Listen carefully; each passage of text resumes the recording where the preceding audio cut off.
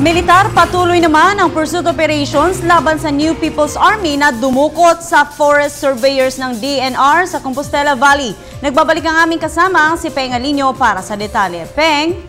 Yes, inamin na Lunes ng umaga ng New People's Army o NPA na sila ang dumukot sa 4 na forest surveyors at isang driver noong alas 10 ng hapon sa may barangay Leyte, Maco, Compostela Valley Province.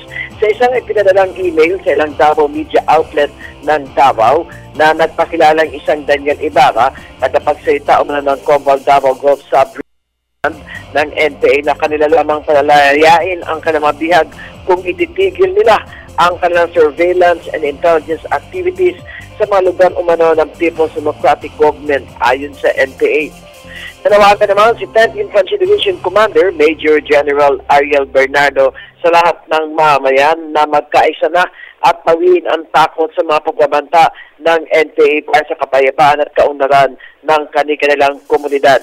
Ang 4 na forest surveyors ng DNR at isang driver ay dinukot Biyernes alas 10 ng hapon sa may barangay Leyte, Maco, Combal Province na nagsasagawa ng survey gamit ang drone sa lugar para sa National Greening Program ng pamahalaan.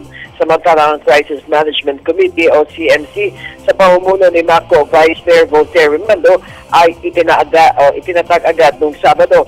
Nakipag-ugnayan naman si DNR Regional Executive Director Jocelyn Marcos Fragada kay Davao City Mayor Chico Duterte para sa pagpapalaya ng 5 pihag ng NPA. Para sa Telebisyon ng Bayan, Radyo ng Bayan, Davao.